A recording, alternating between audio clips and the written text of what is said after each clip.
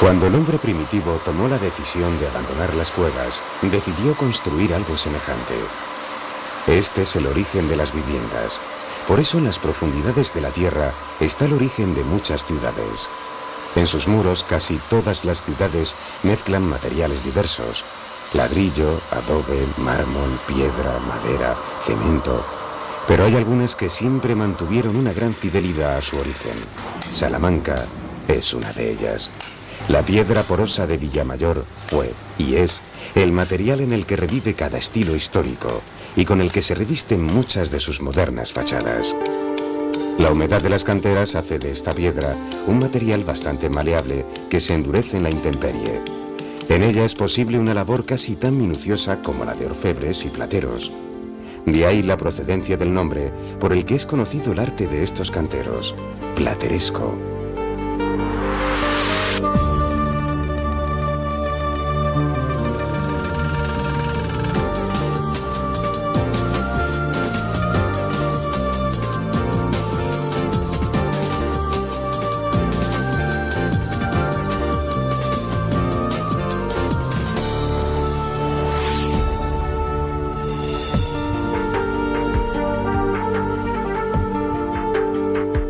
Para los entendidos, Salamanca es tierra de toros bravos.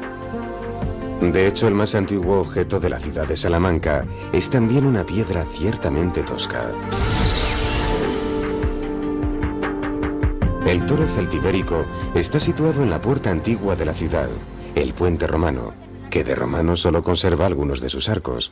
Una crecida del Tormes se llevó los otros. Pero antes de los romanos ya había gente por aquí. Betones, vaceos, romanos, visigodos, presencia efímera de los árabes, repoblación cristiana a partir del siglo X y fundación de la universidad en 1255. Desde entonces la ciudad crece en un esplendoroso renacimiento. Castigada por la pobreza generalizada de la España del siglo XVII, Salamanca se recupera en el XVIII, aunque la invasión francesa destruye parte importante de su patrimonio. En el último siglo la ciudad toma conciencia de su posición cultural, hoy consolidada en el mundo entero.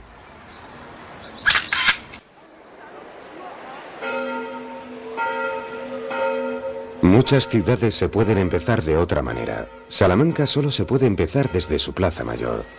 La Plaza Mayor es el corazón, la cabeza y el ombligo de Salamanca, todo junto. Sitio de encuentro y de paso. Estudiantes, jubilados, funcionarios y turistas, todos terminan pasando por esta plaza, que según la hora del día, sustituye a unos habitantes por otros.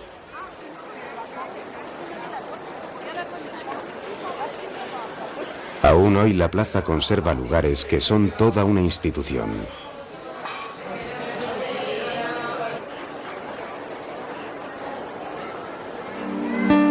La Plaza Mayor ha visto de todo: corridas de toros, ajusticiamientos y paradas militares francesas, inglesas y franquistas, además de ser testigo de muchos noviazgos. Era costumbre que grupos de chicos diesen vueltas a la plaza en el sentido de las agujas del reloj y las chicas al contrario, y en el roce visual de los círculos confirmar una sonrisa o una cita. Curioso rito y bella metáfora, digna de ser inventada por Borges, malabarista literario del tiempo. Pero todo eso se acabó, tal vez coincidiendo con la invención de los relojes digitales.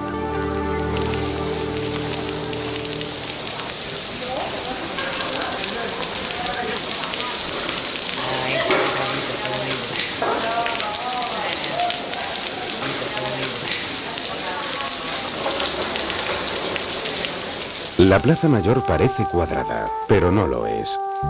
Hay una pequeña diferencia de metros en dos de sus lados. El proyecto es de Alberto Churriguera, pero los últimos toques corrieron a cargo de García de Quiñones, el mismo arquitecto que se encargó del ayuntamiento. El ayuntamiento tiene un interior que se mueve entre despachos utilitarios y salones ostentosos. Su caja fuerte conserva dos cosas muy valiosas para la ciudad: los fueros y una de las llaves de la urna donde descansan las cenizas de su santo patrón.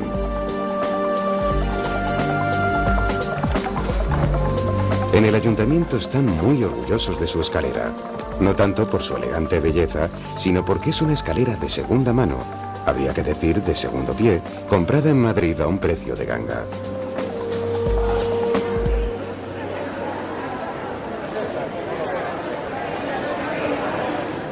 Es de cajón, pero donde hay una plaza mayor es que hay otras varias menores. En esta estaba el mercado, y aún hoy está una de las iglesias más antiguas de la ciudad, la iglesia románica de San Martín.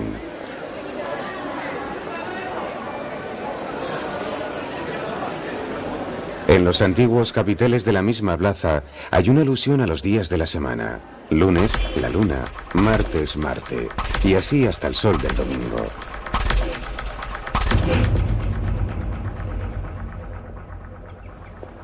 Hay otras iglesias románicas. Esta fue construida por ingleses en honor al santo británico Thomas Becket. Y esta otra, que seguramente debe su forma a la necesidad defensiva frente a las incursiones musulmanas allá por el siglo XII.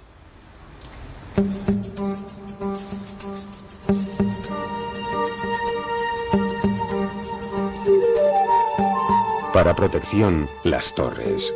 La ciudad tiene varias.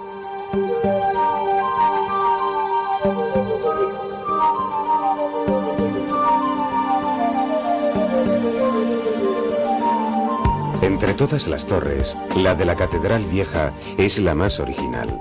Todo el mundo le llama la Torre del Gallo, se parece a la de Zamora y los expertos subrayan su influencia bizantina.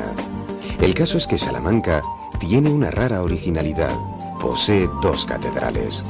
Cuando aumentó la población, la vieja catedral se hizo pequeña y aprovechando su muro norte, se construyó la nueva sin llegar nunca a tirar la vieja. Estamos muy agradecidos por esta amnistía, ya que la Catedral Vieja, aunque amputada, es un bello ejemplo de románico tardío.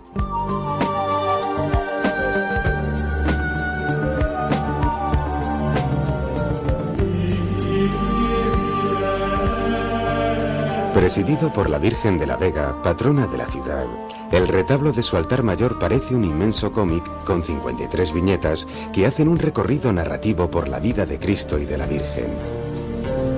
Cada semana del año una escena debía ser comentada por un canónigo. No hay que olvidar que entonces poca gente sabía leer. Hay 53, porque aunque el año tiene 52 semanas, eran muy previsores y tuvieron en cuenta los años bisiestos.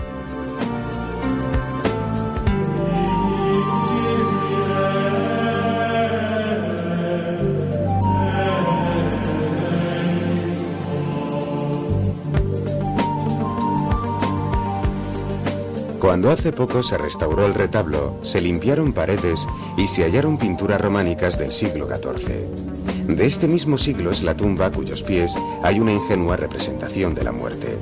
El alma asciende protegida por 2 ángeles, mientras las plañideras hacen su trabajo. No todo el mundo sabe que las plañideras eran lloronas profesionales con contrato de obra, cuyo salario era proporcional a las lágrimas vertidas en un pequeño vasito. Si la muerte tenía un precio, la pena tenía otro.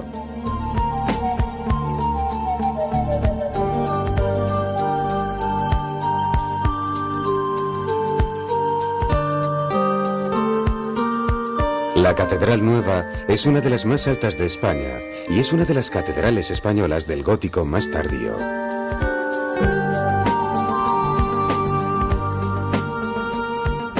En 1777, el terremoto de Lisboa puso en peligro la supervivencia de la torre de la catedral, hasta que fue apuntalada con piedras a modo de contrafuerte, dando lugar a una torre bastante original, ancha en la base y estrecha arriba.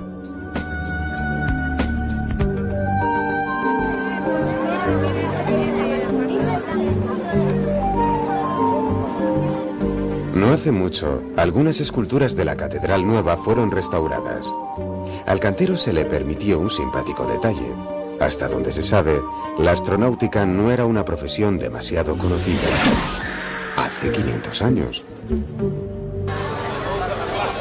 Salamanca es la ciudad española que tiene más jóvenes por metro cuadrado. A la curva demográfica por edades similar a cualquier otra ciudad española hay que sumar a los estudiantes. Se calcula que el 30% de la población son jóvenes en edad universitaria. Es muy común que los salmantinos dispongan de un piso o una habitación para alquilar a estudiantes. Salamanca no es una ciudad con universidad, es una ciudad universitaria. A causa de los estudiantes, la población pasa de 150.000 a más de 200.000.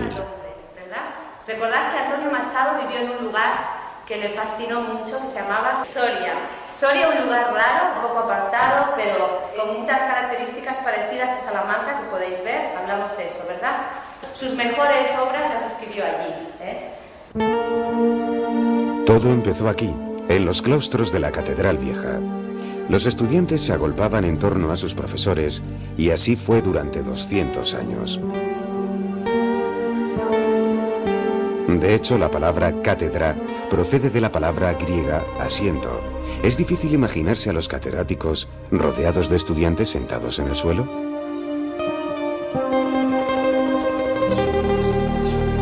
Isabel la Católica decidió fundar la universidad que tanta fama daría a Salamanca y en torno a la cual giró y gira la vida de la ciudad. Fray Luis de León, profesor, poeta, hombre del Renacimiento.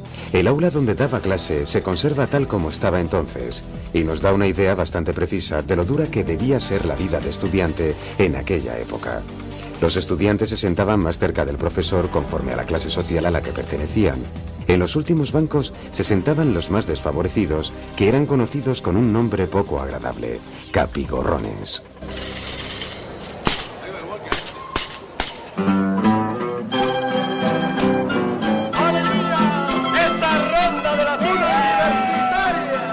La tuna que ameniza las tardes de verano nos recuerda a aquellos capigorrones que con la capa y pasando la gorra sobrevivían de mala manera.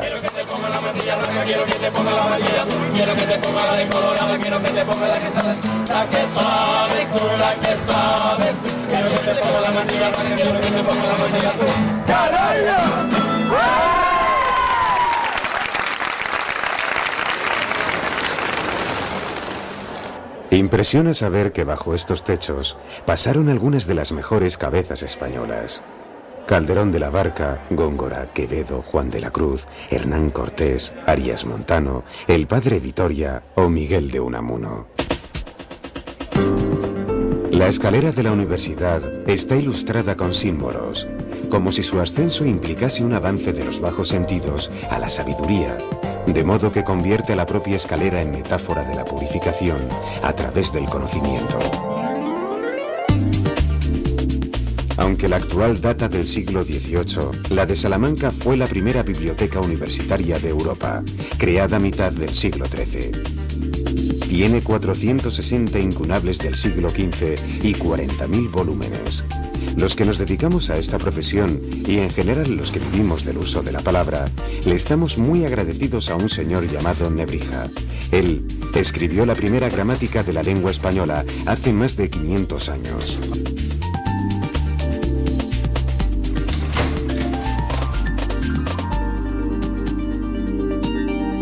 Esto es lo que queda de la pintura que adornaba la bóveda de la antigua librería de la universidad. El cielo de Salamanca, tal como es conocido, es una representación muy imaginativa del zodíaco, excepcional en la pintura del último cuarto del siglo XV.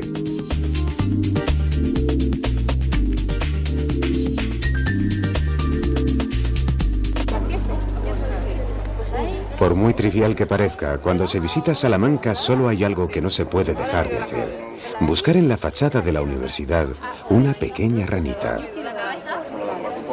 ¿No ves que tiene una forma como de rana? ¿Dónde está la rana? Es la pregunta inevitable. Gente de toda edad y condición recibe una descarga de autoestima cuando es capaz de localizarla. Veus que quan arribes aquí hi ha tres calaveres. En cada banda, una al mig.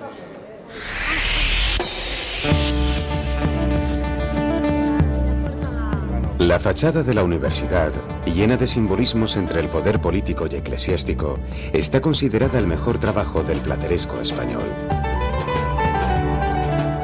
En todo caso, parece que la famosa rana sobre la calavera significaba que el pecado conduce a la muerte, lo cual podía ser del todo literal, ya que en verdad la sífilis causaba estragos entre muchos estudiantes. En el mismo patio, la crestería tiene unas figuras en posturas poco honorables que recuerdan la vida libertina de muchos universitarios y el negocio de la prostitución que giraba en torno a la universidad. No olviden que la Celestina se escribió en esta ciudad. No muy lejos de la universidad hay un jardín dedicado a Calisto y Melibea, los amantes del relato de la Celestina. Tal vez su nombre quiera sugerir que el jardín es un lugar para enamorados. Para familias, entre otros, está el parque de la Alamedilla. Niños, niñas, niñeras, mamás, abuelas y abuelos disfrutan de sombra y frescor.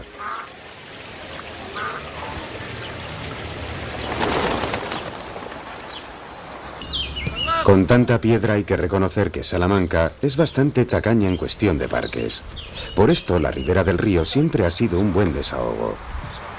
Bajo los álamos, los jóvenes tienen ocasión de practicar deportes o de prolongar su carrera al otro lado del cauce o llegar a la iglesia de Santiago del Arrabal.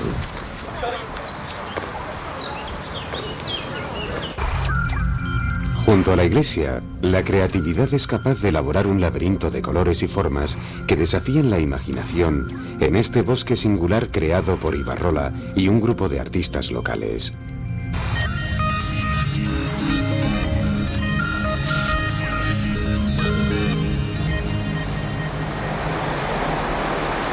A la orilla del Tormes hay un antiguo molino industrial que ha sido exquisitamente restaurado.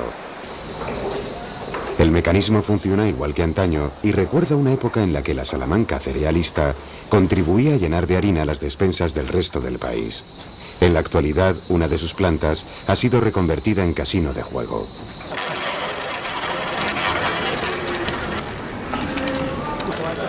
Una verde. 29, negro impar.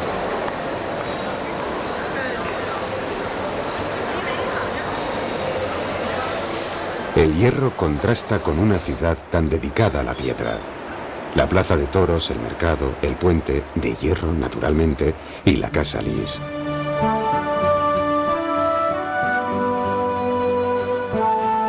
¿No resulta rara esta construcción en Salamanca? Seguramente con la normativa actual nadie permitiría esta atrevida vivienda construida hace 100 años. Hoy, sede de un curioso e interesante museo modernista.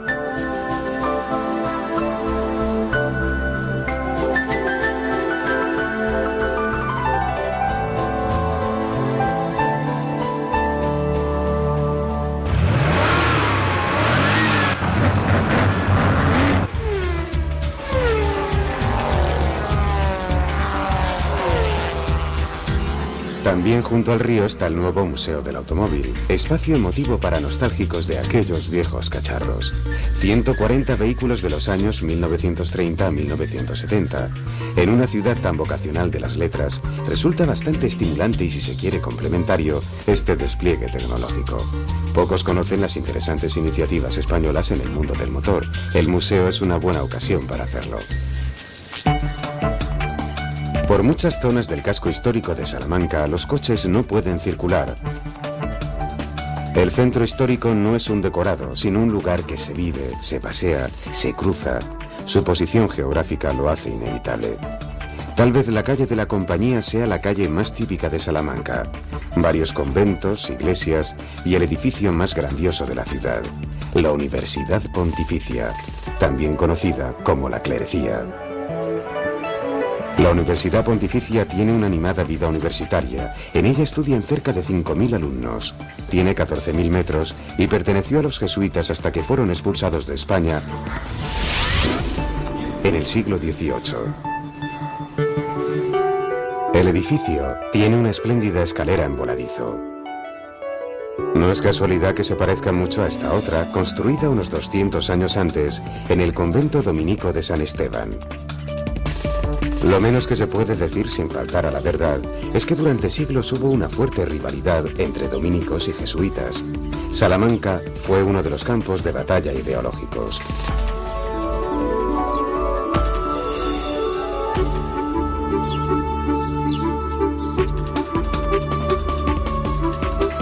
La iglesia de una sola nave era perfecta para la prédica, que era una de las principales labores dentro del ideario dominico.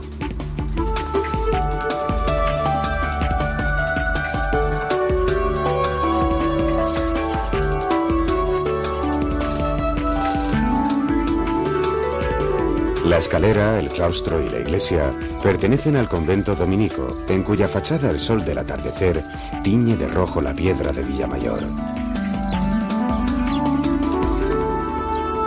Resulta impresionante el trabajo de los canteros con este tipo de piedra. La portada de San Esteban es como un gran retablo enmarcado por la misma piedra.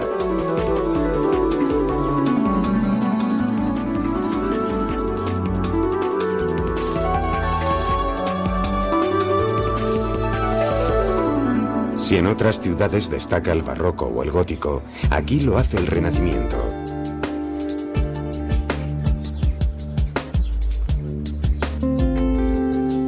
La ciudad entera está llena de lugares en los que el Renacimiento, tan escaso en España, se engalana con los tonos exclusivos de la piedra de Villamayor. Además de iglesias y conventos, hay impresionantes colegios mayores, palacios militares o palacios civiles.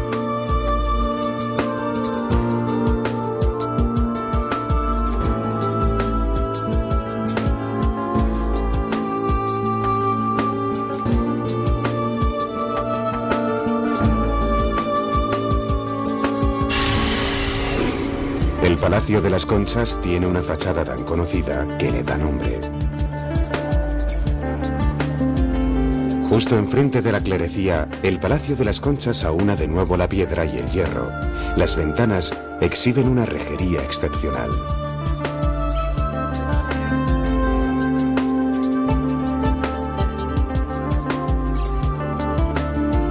Pero no todo el que admira la fachada del Palacio de las Conchas se asoma a su patio.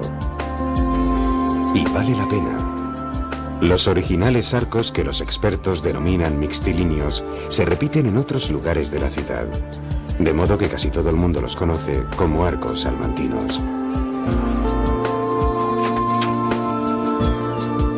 Palacio de Salinas. El Renacimiento también quiso respirar a través de las piedras. El cuerpo del hombre es ensalzado y el escultor se entretiene en obtener de la piedra volumen y expresión, tal vez algo atormentada. En el claustro irregular de las Dominicas, posiblemente realizada por los mismos artistas que en el Palacio de Salinas, hay una de las obras escultóricas más libres e imaginativas del Renacimiento español. Los escultores aprovecharon la baja estatura de las columnas para acercar a nuestra vista una de las más fantásticas iconografías de la época. Brutalidad y dulzura se enlazan en un juego sin fin, cercano al sueño. En las zapatas y en los capiteles la imaginación se dispara, parece incontenible, y no parece frívolo imaginar lo divertido que debió ser su trabajo para los artistas que las ejecutaron, constreñidos durante siglos por el rigor y la norma, y entonces libres. Da la impresión de que esta vez pudieron jugar a fondo y dar rienda suelta a sus más delirantes fantasías. Pocos grafiteros que pintan las paredes de las ciudades saben que sus tatarabuelos vocacionales nacieron en Salamanca. Ya en el siglo XIV, en muchas calles y patios de colegios mayores, era costumbre que los estudiantes que se doctoraban rotulasen su nombre bajo una V. El invento se llama Vítor, que viene de aplauso, y es una tradición que se ha ido manteniendo durante siglos. La pintura es una mezcla de sangre de toro, aceite, arcilla y pimentón. Todo muy casero, nada que ver con los aerosoles. Grafitis aparte, Salamanca posee magníficas pinturas. Algunas clásicas hay que contemplarlas en las iglesias, pero el arte moderno hay que verlo en otro sitio. No es lo que parece, una maqueta. No es lo que fue, una cárcel. Es lo que es, el nuevo Museo de Arte Contemporáneo. En las mismas estancias donde hubo hombres presos, otros han colocado sus obras artísticas como expresión de libertad.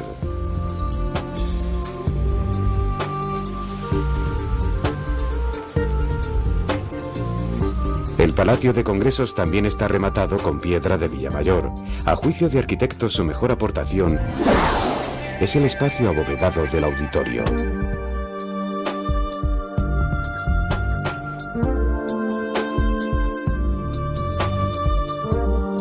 Los más de 8.000 metros cuadrados del Centro de Artes Escénicas están planteados como una gran sala para el desarrollo de actividades escénicas de todo tipo, especialmente las de gran formato.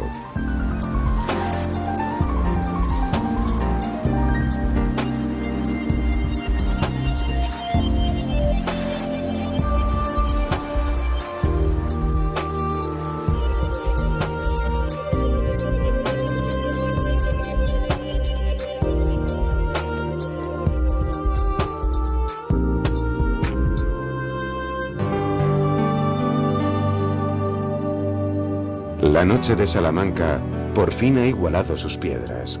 Todas se adentran poco a poco en el sueño y en la historia.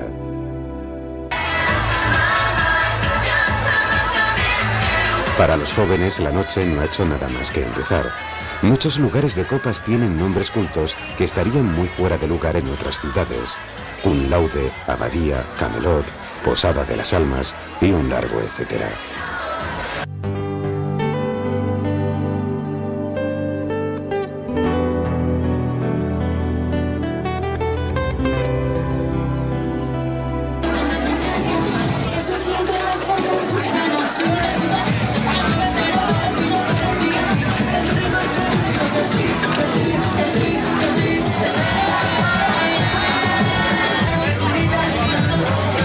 A causa de la luz, los diferentes estilos artísticos de los edificios se sacrifican en pro de una armonía donde se impone la presencia sobre la apariencia, la semejanza sobre la diferencia. Nadie sabe cuánto absentismo habrá en la clase del día siguiente. Por el momento, y a juzgar por la energía de algunos, la noche no tiene fin.